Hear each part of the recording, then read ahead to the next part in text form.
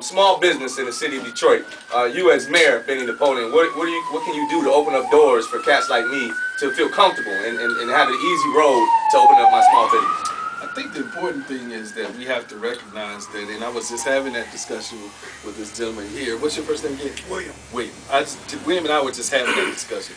Those of us who are a little bit more seasoned than others remember a community where we could walk to the corner and everything that we needed was right at the cornerstone. Now, I grew up on the east side and the west side, so I understand a little bit about both. When I was on the east side at Forest and Seaburn, we could go up to the corner store, Mickey's Market, and buy fresh meat and produce. We could go up to Big D's if you needed a big market, and you could go to the market there. We had the record store that was up on Roy's Record Store up on Forest also. We had the dairy there. This was a neighborhood. People lived and walked in their community, and they walked to places and frequented businesses that were right up the street from them.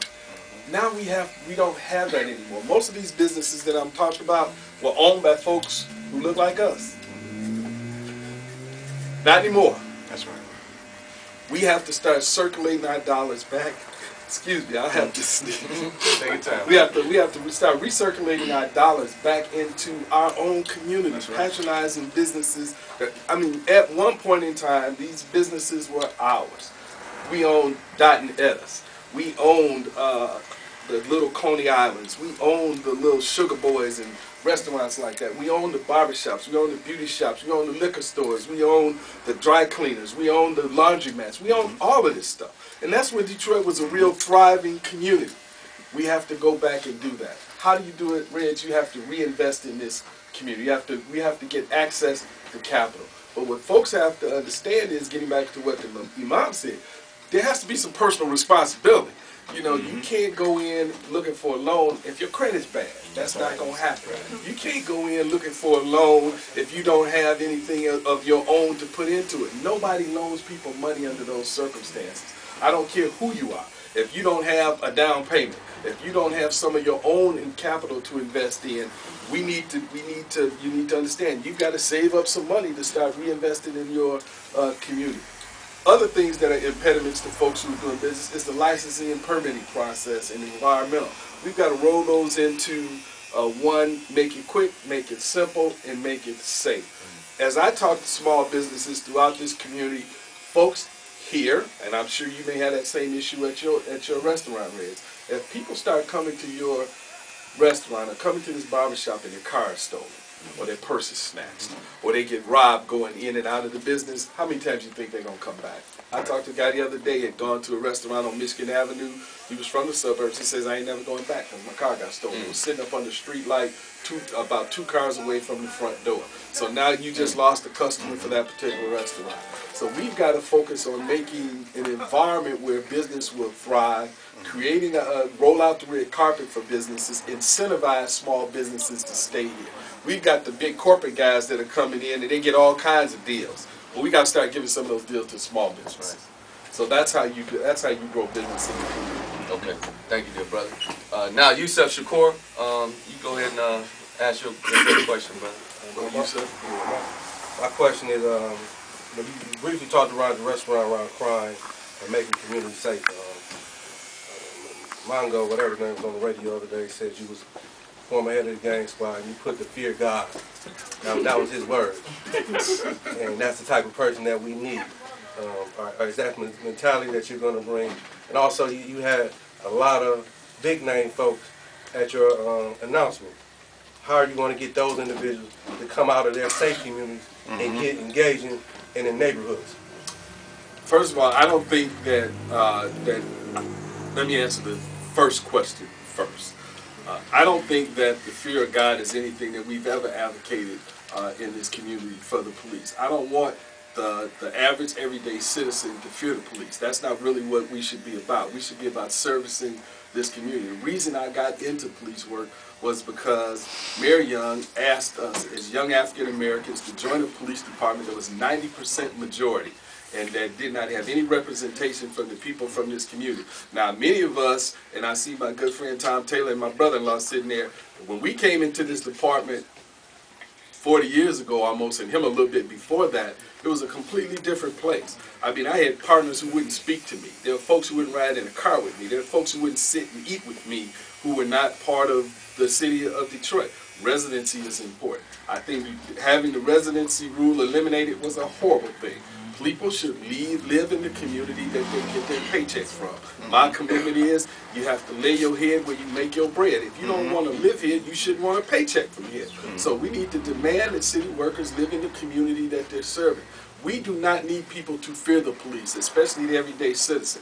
But there are some people, quite frankly, who don't believe that they should be responsible to anybody.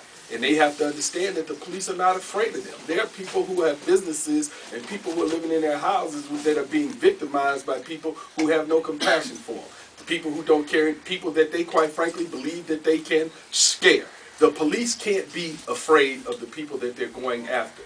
That being said, we need to recognize that we should, first of all, try to recruit young men like them to come into this police department and be the people who are policing their neighbors. So that when you look at a kid, I heard one of the other candidates say something to the effect of, yeah, when these kids get up and their pants are sagging and their clothes are too big and they strap a gun in, well, every kid who has sagging pants and clothes that are too big are not gangsters. They're not thieves and they're not thugs. We should not look at our children and prejudge them like that. We should understand that although I don't agree with it, I encourage my nephews and my grandson to dress a different way. But we all know that every kid that dresses like that's just a fad. That's just the way they dress. We all did stuff that our parents didn't appreciate. I had an afro this big that just drove my daddy crazy. You know, I wore clothes. We wore high heel shoes and loud colored pants and shirts. You know that back in the day. And people would look at us like, what's wrong with these kids? Why are they dressing like that? Because they're children. But we understood that these are not bad kids. More importantly, though, what we talked about in the last stop was the best way to not deal with crime is to give our children opportunity. And it has to be real opportunity. We cannot wait until our kids become 10, 11, 12, and 13 years old to say the kid's got a problem. After they've had a history of breaking and entering, they had a history of stealing cars. When we understand that our children are in a crisis, it's time to start getting them out of that crisis. I am 1,000% for saving our babies instead of incarcerating our babies. That's where our focus has to be. But we can't be scared of the thugs in the street. We're not going to be afraid of them. And I'm not going to be afraid of them. I'll go to Mack and Bewick. I'll go to Grand River and Mackinac. I'll go to Joy Road and Otsego. I don't care because I'm from this community. And we need police officers who will feel the same way. They're not intimidated by the people that they're policing. In regard to all the big name folks that came out and get them involved and engaged in the community and not exploiting the community. But we ain't gonna. But see, I'm not focused on that. I'm focusing on the people. If you're gonna ask someone else to be responsible for your community, you're divesting yourself from responsibility. I think that if we're responsible for our own community, forget these big folks. We can take care of ourselves. If we start spending our money here, if we start taking care of our own children, if we do it house by house, alley by alley, block by block, street by street, mile by mile, take care of our own community. Why are we gonna rely on somebody else to come in here and take care of us? I'm talking about the individuals that came out, the preachers, all those big time folks that came out to supporting you in regard to supporting the city of Detroit. There are no show in regard to the problems that exist. Well, we're going to challenge everybody to be responsible for them. That's the beauty of my candidacy. Because like I said, one candidate said, I got to get them here. Well, they were all there. We're going to challenge everybody to take responsibility for this community. If you got a church here, you got to be responsible for what's going on in your community. If you got a business here, you got to be responsible for what's going on in your community. But we're going to do it on a very micro scale. It don't have to be macro. We're going to do it on micro scale. I believe that if we take care of our own doggone neighborhoods, then we can take care of our own neighborhoods. And I don't need all those big names. But if they're here, we're going to ask them to come and do something. So they will participate, trust me. Nobody's ever really pressed them to do it. I'm going to press them to do it. I'm going to help you. Of course you are. All right, I want to throw it over to our young brothers in the building. Go ahead, bro. How you doing, sir? I'm Fine. Frank Watson III, student at Henry Ford High School. Frank Watson Frank III. Watson III. All right. Turn up the volume, Watson. Lineage, that's good. Okay, I heard what you said about the community and the crime and and things of that nature. But my main focus is most of the youth in the community, they don't put forth effort to apply themselves to the education within the community because they feel like they don't get the same education as those outside of Detroit. 2, because they feel like don't nobody care. And 3, because they don't have somewhere or someone there to push them to let them know that it is someone out there that's of your race, came from where you came from, and grew up to be very successful. Now you came from Detroit. How many black youth, and I'm talking on males, know of you? All they know of is the rappers that sell, say they do all of this and they get locked up and things like that. So that's the image that they try and portray. They don't see successful black individuals to look up to and want to actually be something. So how do you fit your campaign into re-diverting that energy from this is what we are and just accept that into evolving into the black individuals that we can be? Okay, let me add. That's a good. He said with 17. Henry Ford High School. By taking personal responsibility, and people like me, as you got to challenge them to give back. I coached 2 PAL national championship basketball teams out of the city of Detroit. I coached Little League baseball. I was a student mentor for the Detroit public school system. Even today, you talk about how do kids know me. I bring in kids and do something every week or so called Share for a Day. Now, I don't do it for publicity. I've never once asked the news media to come down and take a picture, but I'll bring young people into my office, spend a half. Last guy I had last week was a kind of nice little young man. We came in, he spent a half a day with me. I showed him what I do as sheriff. I took him over to the jail, and then I take him to lunch. I always take them to lunch as long as their parents allow it. So usually what I get from the kids is, hey, take me to Burger King, Wendy's, McDonald's. Some fellow said, I want to go to Benny Hanna. Well, we went to Benny Hanna and had lunch. That's what he wanted. Yeah, we had lunch at Benny Hanna. That's what he wanted. So I told him he's the sheriff, he can get whatever he wants. What we need to do is to have, to challenge folks to come. It goes right back to what I was saying earlier. Some people don't have anybody in their world. I spent time at Job Corps last week, and I went throughout Job Corps and I met with young people who said exactly, they're telling me exactly what you told me. We had people that coached baseball in Little League. This city is a lot different than the city we grew up in. Me and mine, we played basketball. We had guys that would coach us in baseball. We had people, Little League football was huge. Little League baseball was huge. We've got to challenge the folks in this room who are grown to come back into this community and say, give something back. Kind of what you were headed to. We got to say, if you really want to make a difference in this community, come back and do something to help some of these children. Because a lot of our young men in this community, quite frankly, don't really have that kind of image in their life. So we have to challenge folks to do that. And I will do that. And I believe they'll do it if you ask. Question, brother in back. Yes, I'd like to thank you first for showing up in the community, Thank you. talking. As far as us raising our community, what do you feel about the police as far as not staying in the city? As far as the residency laws for police being them living in the city, because that's part of us, the grown people being on the Separation. Exactly. Okay. Look, I said it today, and I'll say it again, and I will continue to say it. I'm a firm believer in residency for police officers. If you want to lay your head here, you respect your breathe here, you got to lay your head here. It's that simple. Yeah, and that's why I've never left this community. I've had opportunities to move, and I could have moved anytime I wanted to. But I believe in the city, I believe in the people here, and I believe that if you're going to get a check here, you should live here. So that's something I'd work on. But that was done in Lansing. Lansing changed the law and allowed folks to move out. I would lobby to try to have it changed because we really should live in the community that we work in. All right, back to young brothers from Henry Ford High School. Yes, sir. Devontae Gray here before high school, and me, I feel I'm not really getting the education that I need or deserve. What would you do to better the education for the youth in Detroit? education, and you weren't at the other place, but education has to be a top priority. The mayor really has no control over the actual education of kids in this community, but the mayor can be the biggest advocate that this community has towards education. It's something that's very important to me because education is the safest and surest way to lift you up from your circumstances. You get a good education, it makes you employable.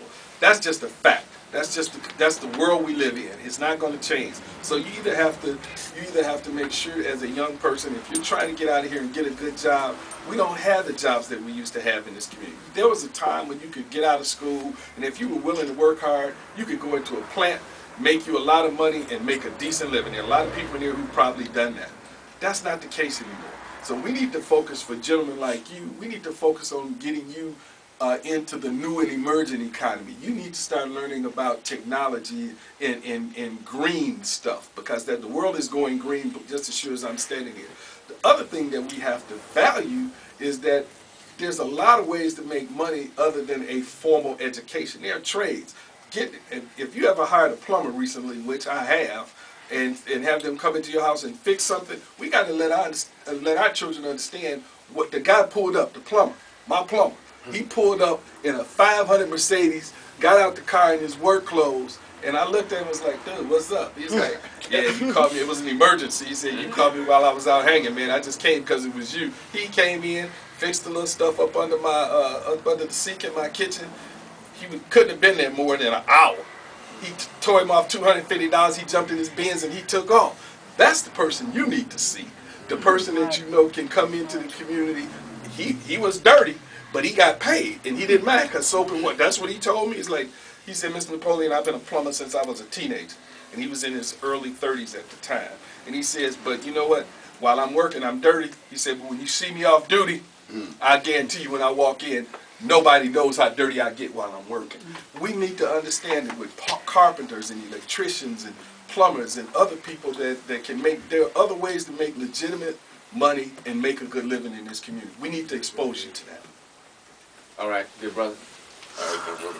Quick question. I hear a lot of references of the current as opposed to the past. And I'm a lifelong Detroiter too, grew up here and participated in every single thing that you talked about. Baseball, basketball, football, there were after school programs, people were engaged. What I see going on in the city of Detroit right now that I know, in my opinion, is definitely hurting us is the fact that our youth do not have recreation centers and parks and programs and things like that for them to participate in. If you're the mayor, you get elected day one, what could you do or what would you do to be able to bring those type of programs back to the city? Okay, I'm getting ready to tell you something that I wasn't going to. Don't do it. Somebody's back here shaking their head. My staff is not. No. Okay. I do have a plan that I'm going to roll out, and my staff doesn't want me to give you the particulars now because they believe somebody's going to steal it. But that's okay if it works for our children. I don't really mind. But the fact is, going back to what we were talking about, we need to have we need to have recreational facilities that are close to our children. They shouldn't be no more than walking distance from any recreation facility. And I have a plan that will bring that back to the neighborhood, because those of us who are a little bit older than you are, we could walk during the course of growing up. On Monday, Wednesday, Friday, we went to the gym and played basketball. Tuesday and Thursday, we went and swam, and on the weekends, we played sports in and on the playground. So we got to bring that same kind of opportunity back to our children, and I have a plan that will do that, and I'll roll it out shortly. Okay. All right. Okay. Back to young brother right here. Yes. There you go.